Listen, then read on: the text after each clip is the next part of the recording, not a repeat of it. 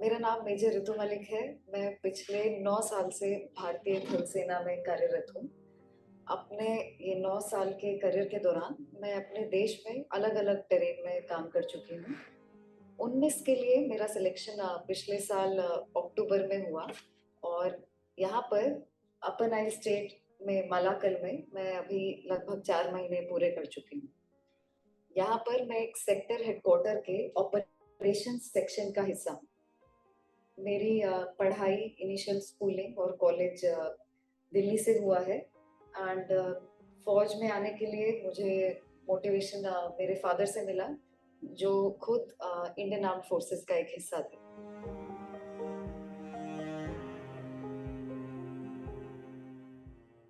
South Sudan एक बहुत ही dynamic equation वाला एक देश है। 4 महीने के दौरान मुझे काफ़ी पेट्रोल्स पर जाने का मौका मिला, जिसमें रोड पेट्रोल्स और रिवराइन पेट्रोल्स शामिल हैं। इन्हीं पेट्रोल्स के दौरान मुझे सिविलियंस से, ह्यूमैनिटेरियन एजेंसी से, यूएन सिविल एजेंसी से बात करने का मौका मिला और जो भी मैंने इन 4 महीने में सीखा, उन्हीं नॉलेज के बिहाफ पे मेरा सेक्शन में काम है ऑपरेशंस प्लान करने का।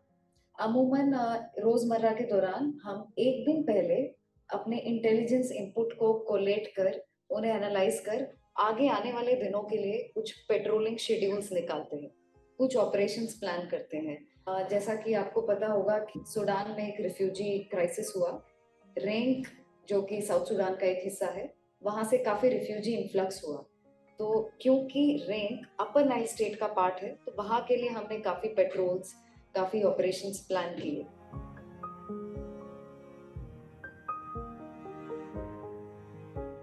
चुनौतियां बहुत हैं, बट फौज की सिखलाई है कि हर चुनौती का एक इलाज है। तो हम उसी इलाज को ढूंढने के लिए यहाँ पर इस पीस कीपिंग मिशन में तैनात हैं।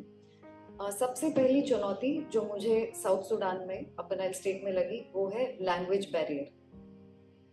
दुनिया के इस हिस्से में एक अलग भाषा बोली जाती है और हम पीस कीपर्स अलग अलग देश, अलग अलग कम्युनिटीज से आते हैं। तो अपने जिन लोगों के लिए हम यहाँ आए हैं, जिन लोगों के लिए हम इस देश में शांति लाना चाहते हैं, उनकी बात समझने में थोड़ी कठिनाई होती है। बट लैंग्वेज असिस्टेंट्स की मदद से और अपने यहाँ के अनुभव के दौरान आई एम वेरी श्योर कि आज से 4-5 महीने बाद जब मेरा मिशन 10-11 महीने का हो जाएगा, तो मैं लैंग्वेज पर और पकड़ ला पाऊंगी और अच्छे से अपनी ड्यूटीज को निभा पाऊंगी। तो बहुत जरूरी है कि मिशन मैंडेट को इम्प्लीमेंट करने के लिए हम इन लोगों की बात समझ पाए, और उसके लिए सबसे पहला चैलेंज मुझे लैंग्वेज लगता है। सेकंड चुनौती है यहाँ का टेरेन। हम सब जानते हैं कि यहाँ पर 19 इसलिए है क्योंकि यह देश लड़ाई से ग्रस्त है। स्थिति यहाँ पर सामान्य नहीं है। इंफ्रास्ट्रक्चर इतना डेवलप्ड नहीं है। कई बार ऑपरेशंस प्लान करने के बाद अपनी फोर्सेस को वहां पहुंचाने के लिए हमें बहुत कठिनाई का सामना करना पड़ता है। आप मानेंगे नहीं, बट यहाँ से 8-9 किलोमीटर दूर भी अपने दस्तों को भेजने के लिए हमें 6 से 7 घंटे लग जाते हैं कई बार, बिकॉज यहाँ पर कोई सड़कें नहीं। आपको अगर एयर ड्रॉप भी करवाना है तो मौसम काफी अनप्रिडिक्टेबल होता है, तो आप एयर असेट्स भी यूज नहीं कर सकते हैं। अगर वो जगह नाइल रिवर हमारे बहुत पास से यहाँ पर गुजरती है, हम लोग कई रिवर पेट्रोल्स भी लॉन्च करते हैं। बट अगर वो जगह नाइल के पास में नहीं है, तो रिवर पेट्रोल्स भी हम वहाँ पर लॉन्च नहीं कर सकते हैं। अभी हाल फिलहाल रैंक के लिए भी काफी ऑपरेशंस लॉन्च करने के लिए हमें काफी प्रॉब्लम्स का सामना करना पड़ा। काफी ऑल्टरनेट रूट्स ढूंढने पड़े एंड कई बार गाड़ियों को और पेट्रोल्स को पैदल चलकर उस जगह पर पहुंचना पड़ा जहां पर पीस कीपर्स की जरूरत थी। ये दूसरा चैलेंज है। पीस कीपर्स एक छत के नीचे काम करते हैं, बट अलग अलग आर्मीज एंड अलग अलग कल्चर्स से आते हैं। तो एक साथ मिलकर अमेलगमेट करना, एक साथ मिलकर एक एम के लिए एक छत के नीचे बैठकर एक ब्लू बेरे पहनकर काम करना, ये भी काफी चैलेंजिंग है। बट यही चीज आई थिंक यूएन को काफी एक्साइटिंग बनाती है और बहुत मजा आता है, बहुत सीखने को मिलता है इसमें।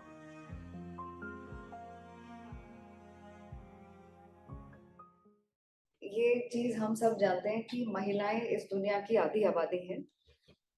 बट आयरनी ये है कि महिलाओं को बहुत नीचे आंका जाता है जब बात आती है युद्ध की, जब बात आती है शांति को इस दुनिया में लाने की।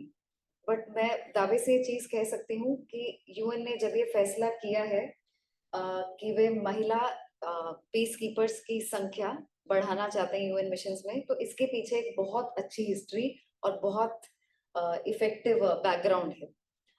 एक महिला के तौर पर मेरे लिए बहुत नेचुरल और बहुत ऑर्गेनिक हो जाता है यहाँ की लोकल महिलाओं से बात करना। वे मुझे बहुत आराम से अपनाती हैं, मुझे कोई थ्रेट नहीं समझते हैं। और मे बी हाँ, भाषा के तौर पर हम इतनी डिटेल में बात नहीं कर पाते हैं, बट ओवर द टाइम एक रिलेशन इस्टेब्लिश हो गया है उनके साथ। उनकी आंखों में देखकर हम उनके भाव समझ जाते हैं। और कई कई महिलाएं ऐसी हैं जिनसे बार बार मिलना होता है, तो उस मीटिंग के दौरान एक आपसी ट्रस्ट बन गया है। सेम चीज बच्चों के साथ है। बहुत अच्छा लगता है छोटे बच्चों को और छोटी लड़कियों को देखकर, क्योंकि वो आप में एक रोल मॉडल देखते हैं। तो वो मेरे लिए बहुत बड़ी चीज है। और हाँ, ये एक फैक्ट है कि महिला पीस कीपर्स जहाँ भी गई हैं, वहां पर उन्होंने बच्चों के लिए और महिलाओं के लिए बहुत जबरदस्त काम किया है। ये एक बहुत बड़ा सच है कि absence of war, only absence of war is not piece.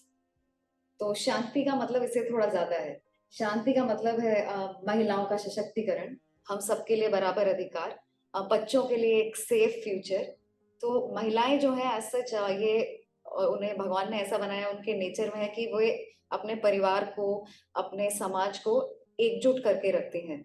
आप यहाँ पर देखेंगे कि यहाँ के जो मेल हैं वो इस कॉन्फ्लिक्ट में काफी इन्वॉल्व हैं, और आमतौर पर बहुत हाई रेट ऑफ कैजुअलिटी है, वे लोग चले जाते हैं। उनके पीछे से घर को महिला चलाती हैं।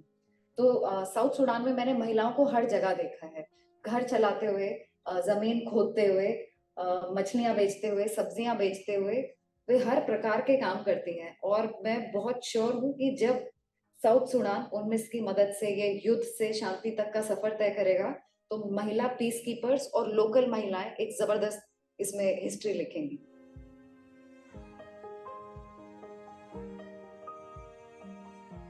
पिछले 75 साल में 2 मिलियन से ज्यादा पीस कीपर्स ने, जो कि दुनिया के अलग अलग हिस्से से आए, उन्होंने एक ब्लू फ्लैग के नीचे एक सिंगल एम के लिए काम किया है। वो है इस दुनिया को एक बेहतर जगह बनाना, इसमें शांति लाना, जहाँ पे सब लोगों के पास समान अधिकार हैं और बच्चों के पास एक सुनहरा भविष्य है। पीस बिगिंस विद मी से मैं यही समझती हूँ कि आप चाहे दुनिया के किसी भी हिस्से से ताल्लुकात रखते हैं, जहां पर मे भी ऐसे कॉन्फ्लिक्ट नहीं है, जहां पर शांति है, बट आप फिर भी कुछ छोटा कंट्रीब्यूशन कर सकते हैं इस दुनिया को एक बेहतर जगह बनाने के लिए। और इसकी शुरुआत होती है खुद से। यहाँ आकर मुझे ये सीखने को मिला। साउथ सुडान में मैं काम करने आई हूँ, बट यहाँ से मैं बहुत कुछ सीख कर जाऊंगी, आई एम श्योर, जब 1 साल बाद वापस जाऊंगी। यहाँ आकर ये सीखने को मिला कि पीस जो है, पीस एक बहुत बड़ा टर्म है, बट इसके नीचे बहुत छोटी छोटी गतिविधियां हैं। लोग बात करते हैं कि यूएन ने 75 साल में क्या किया। यूएन का सक्सेस सिर्फ मैं स्पेसिफिकली बात करना चाहूंगी साउथ सुडान के लिए। यूएन का सक्सेस सिर्फ इस फैक्ट पे डिपेंडेंट नहीं है कि साउथ सुडान वॉर जोन से लेकर पीस तक गया। मेरे ख्याल से यूएन का जो सक्सेस है वो ये भी है कि जब हम बाहर पेट्रोल के लिए जाते हैं, तो हमें देखकर कुछ महिलाओं को सेफ फील होता है।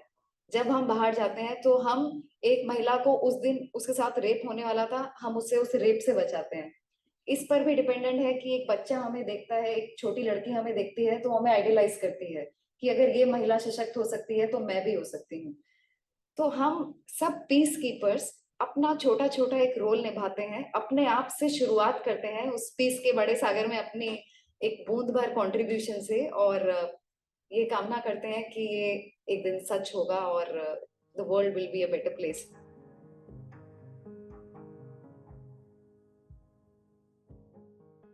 4 महीने हुए हैं, बट हाँ कुछ चीजें हैं, मुझे एक आदत है रोज कुछ नोट्स बनाने की, आज क्या दिन में खास हुआ।